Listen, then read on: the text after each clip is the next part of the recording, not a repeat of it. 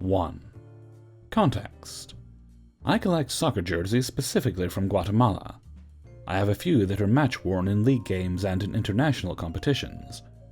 My 3 pride and joys of my collection is a Communications FC home jersey, worn by Costa Rican international Rolando Fonseca, a CSD municipal home jersey worn by Salvadorian international Kevin Santamaria during the 14-15 CONCACAF Champions League.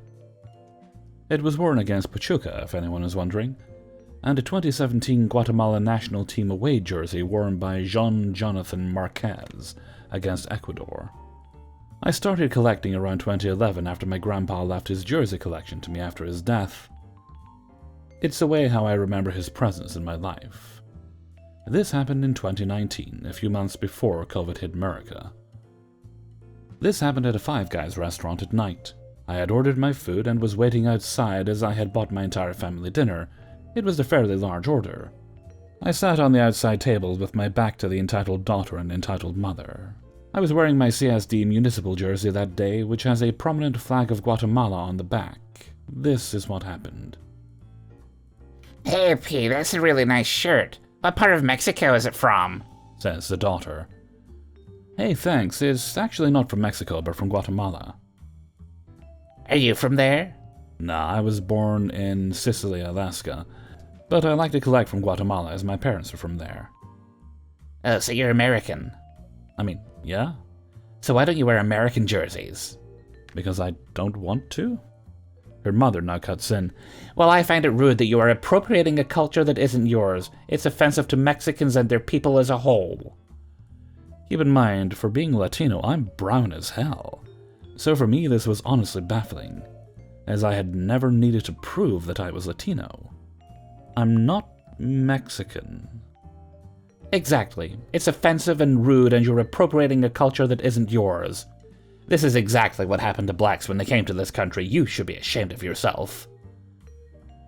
Both the entitled daughter and her mother were black. I really was at a loss for words, as I had no idea how to respond. Honestly, in that moment I was afraid that I would be labeled as a racist if I was even a smidge rude to both of them. Well, I don't see how it's appropriating culture when this jersey isn't from Mexico. Plus, I'm of Guatemalan origin, and based on what you just said, it's my culture, right? So I'm not appropriating anything. You're being racist. I want you to hand over that jersey now before I call the police. Yes, give us a jersey or we'll have you arrested for a hate crime. No, I won't give you jack shit. You two aren't in a position to tell me what to do. You're filth. How much do you want for it then, since you're greedy on top of being hateful? $10,000. Are you stupid? I want that jersey. Give her the jersey. No, fuck off. At this moment, the server called my order and I ran inside. LP? Yeah, that's me. They hand over my food in multiple bags. Hey, I saw that those 2 women were talking to you. You okay? Some customers have complained about them. They've been here for 2 hours. Yeah, they wanted my jersey and accused me of being hateful. Honestly, I just want my food so I can dip. Yeah, I get it. Have a good night. I walked briskly outside and tried not to make eye contact, as I honestly did not want to deal with them any more than I already had. However, an EP will be an EP. Hey, give us a jersey. You stole that from us. The police are on their way. You better give it to us. You don't deserve to have it. Go to hell, both of you. What did you say to us? We'll have you arrested. I don't care. Fuck off. Give us the food then. That's the least you can do for putting us through this situation. You put yourself through this situation. If you want food, go pay for it like everyone else does. The mother screamed some other stuff that I couldn't understand as I turned my back to them and was walking away. A few weeks later, I went to the Five Guys again and saw the server and asked him about that night. Turns out the mother and daughter both went inside, demanded to see a manager, and demanded free food from him for being put through emotional trauma while at the restaurant. The daughter got very combative and was at the verge of being called the cops on. Both the daughter and mother were banned from the restaurant. As it turns out, this wasn't the first restaurant they were banned from, as several in the same area had banned them for different reasons. I was baffled at the whole situation, as never in a million years did I think wearing a soccer jersey would be so damn offensive to anyone. I've worn them everywhere, and honestly, the most attention I've gotten is Cool jersey, bro, and that's about it. 2. This happened to me 3 years ago in March. A friend of mine, Amy, was having a birthday party at her house for her 6-year-old daughter. She asked me to help decorate and help with the party. Amy and her daughter are very sweet. Her daughter wanted a Disney princess theme party and invited several of her girlfriends from her class and their parents. One of the parents is a total Karen who heard through other parents about the party and forced herself and her spoiled rotten daughter to come in uninvited. I come 30 minutes early before the party started and help Amy decorate the house and the small garden with pink, light purple, gold, and light blue Disney princess decorations. After the decoration, I help Amy with the food and the cake. Amy told me that one of the party activities is tea time with the princesses hosted in the small garden. There was a small table and several chairs for the kids. Around this time, kids and their parents started coming in with presents for the birthday girl. I hung back most of the time and chatted with the parents here and then, tucked away near the kitchen watching the party. I browse Reddit and wait as time goes by. When I hear a sniffle and I look to see Amy's daughter starting to cry, I walk up to her and ask what's wrong and grab a paper towel to wipe her nose. She looked away and pointed to the small garden where the tea time party just started. I look up and see a mini Regina George sitting at the table with several sad crying kids. I take Amy's daughter to her mother, who was in the kitchen cleaning up some of the empty snack plates. I told Amy her daughter needs her. She stopped what she was doing and saw that her daughter was in a distressed state. She took her somewhere, and after 5 minutes she came back, and absolute fury was in her eyes. She told me to get the other parents and lead them to the garden. I got the parents and led them to the small garden. Amy said, "So, princesses, how was the tea time?" The Karen responds, "Amy, why are we here?" "Well, Karen, my daughter told me some very interesting things about the tea time and your daughter." My daughter is the best hostess of any tea. Did you know in my side of the family, I can trace us back to French royalty and some German royalty. It's a good thing that France and Germany got rid of their royalty. Your daughter is a spoiled brat who bullied my daughter and her friends. She told me that Brittany assigned everybody their roles based on their skin color, and Brittany chose to be Elsa since she has blonde hair and is a queen, so she is the ruler of everybody. The parents of the kids were alarmed, and each couple went up to their daughters and comforted them and asked them if what Amy said was true. All the little girls nodded yes, and some said that because I am Chinese or African or Mexican, that she has to be Mulan or Tiana, and the little girl who is Mexican-American told her parents that since there aren't any Mexican princesses, she will have to be the maid. She wanted to be Belle, as she likes reading books just like Belle. Another girl told her parents that since she is chubby, that she can't be a Disney princess, as princesses are thin and beautiful. So she is to be Ursula, the Sea Witch. The fury of 1,000 Category 5 hurricanes swirled in the eyes of each of the kids' parents as they glared at Karen and her daughter Brittany. "Your kids are lying, little brats. Your daughters have to be Mulan and Tiana and Jasmine. Other people would tell them the truth. You should thank me and my Brittany for teaching them a life lesson." One of the parents told Karen and her Brittany that it is best for them to go and leave, with barely controlled fury in his voice. "You can't do this to me. I'm a single mother. I deserve the best, and so does my daughter. I work hard to earn money at my job." Amy pointed to the gate and told them to leave now. "I will be going, but I'm taking the cake. It has Elsa on it." Karen tried to reach for the cake on the table, only for another parent to swoop in and grab the cake and give it to another parent, who hid it behind a wall of the rest of the parents. "You can't do this to me. I will be contacting my lawyer, and I will sue you all." Karen grabbed Brittany and left the party. After the horrible creatures leave, Amy served the cake and her daughter opened the birthday gifts. After that, the party ended within the next 30 minutes, and I helped clean up, and left Amy and wished her daughter a happy birthday. A few weeks later, I met up with Amy, and she thanked me for helping at the party, and my gift to her daughter, small gardening starter kit with sunflower seeds and tomato seeds. Amy told me that she and the rest of the parents told so many rumors about what happened at the party to the other parents at the school, and warned any husband or single father to watch out for her. She also told me that Brittany was pretty much outcast at the school due to her mean and horrible behavior.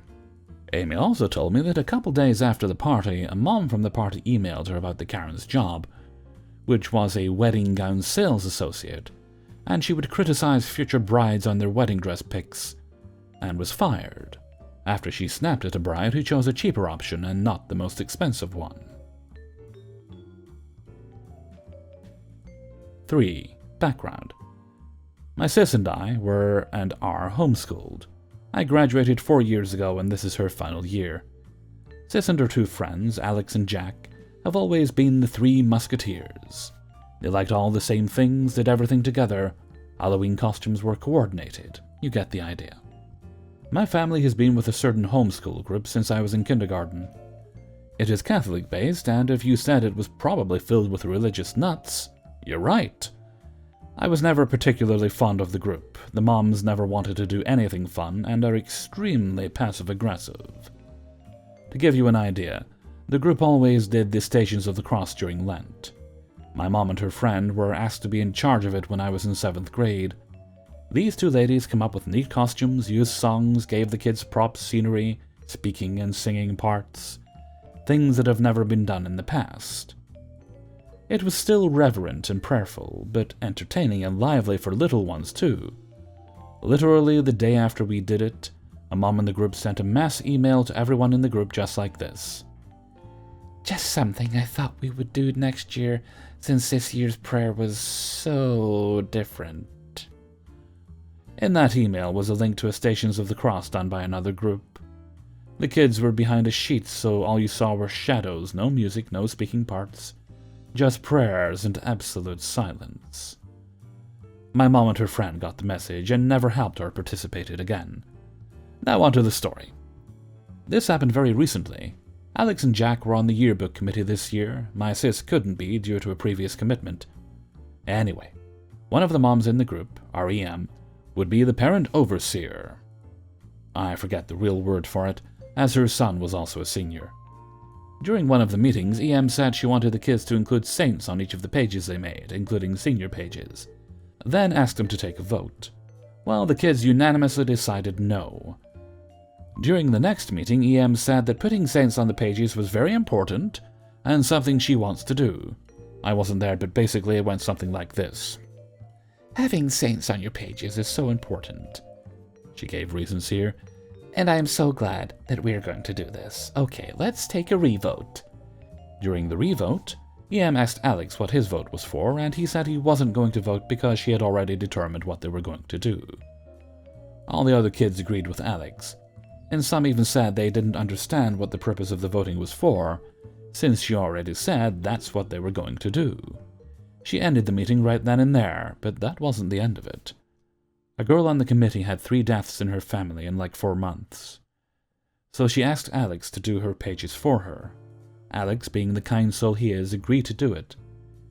EM called the girl's mom months later to tell her that her daughter did a great job on the pages. The mom told EM that her daughter had asked Alex to finish the pages due to the circumstances.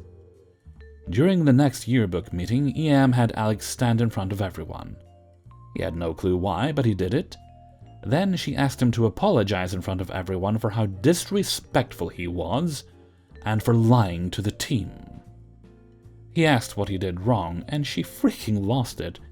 She told him he was a brat and never going to get anywhere in life.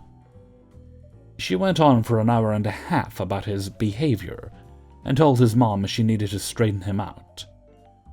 By this time, Alex and his mom still had no idea what she was talking about, but whenever they asked, she just screamed louder. A few days later, some of the other moms in the group told Alex's mom what EM was talking about. Alex sent her an email apologizing for the misunderstanding, and explained that he was asked by the girl to finish her pages. EM sent an email back, quoting parts of his email and dissecting each and every sentence, and telling him everything that was wrong with it, and how he was simply a savage. Ugh. Yesterday, Alex and Jack and their moms got a phone call from EM. She said, "After further consultation with the Yearbook Parent Advisory Board, We have decided that both boys are removed from the yearbook committee, and will also not be allowed their senior pages.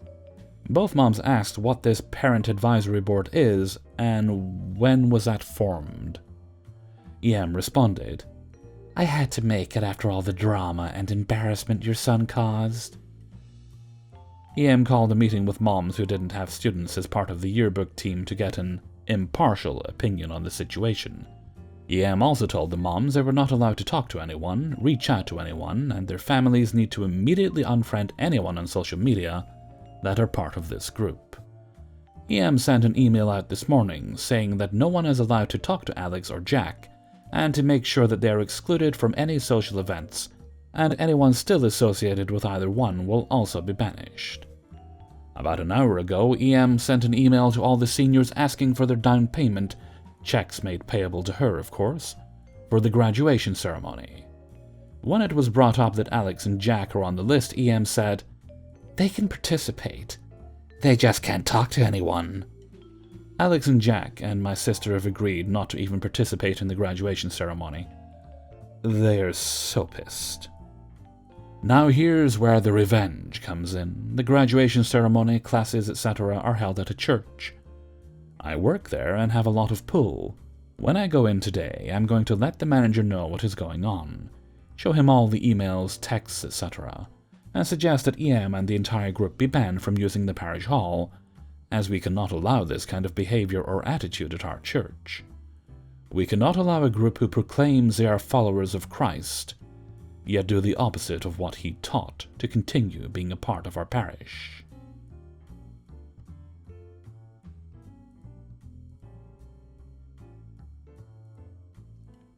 Four.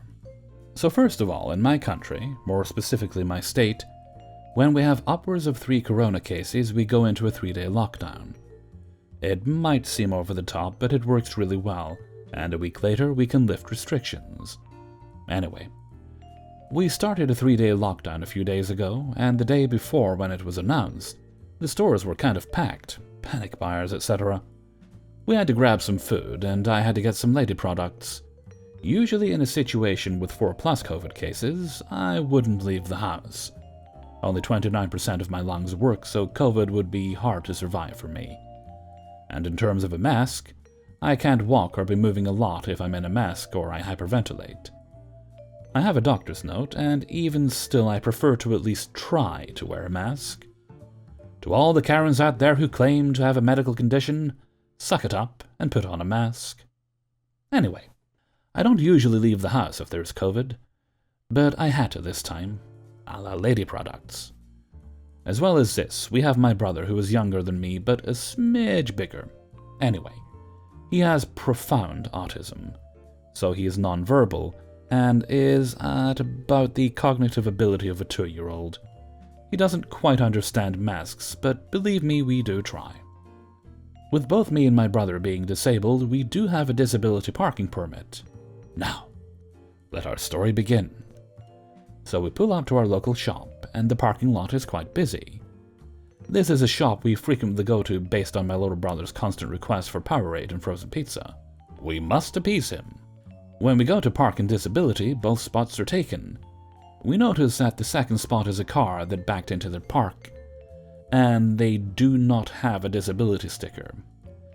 They do have a Cuties on Board sticker. Time is risk for me being outside, so this means we can't park in disabled. And due to the paths, we can't use a wheelchair except from that point. This means I can't wear a mask, so in we go. A weird large human screaming woo and a sticky girl without a mask. Most people don't go near us, so that's a plus. Wonder why though. For context, this is what the people at the store see. Anyway, this time we're stocking up for lockdown. We don't go too crazy, but my mom's Irish and she has the famine genes, so we get a bag of potatoes and ingredients for soda bread. I go off to get my lady supplies. When I get back, the store staff have called a Code 1, which they frequently do when my brother comes in the store.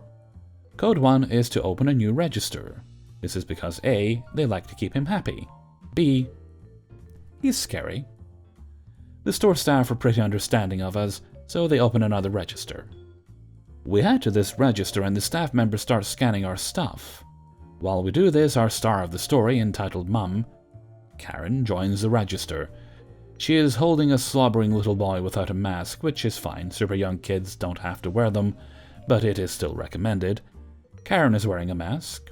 Once again, for context, little big bro is not wearing a mask. We tried, but he poked a hole through it with his tongue, so he wasn't wearing a mask. Nor was I, but my mum was. Excuse me, you opened a new register. Do you mind if I hop in front? I have to limit my talking to limit my exhaustion and risk of inhaling COVID. Weird, but still. My mum said, sorry, no, we have to be quick, my daughter. Well, my son and I have places to be, and it's risky out here. The employee has stopped scanning to talk to the woman. My brother does not appreciate this. Ma'am, we usually open up another register for this gentleman, But it's about to be locked and my baby is so little he can't wear a mask. Keep in mind, this kid looks 7. And you and your 2 grown children aren't even wearing the mask. Sir, to the staff dude, you should push them to the back of the line. Little big bro is growing more displeased. Ma'am, we really need...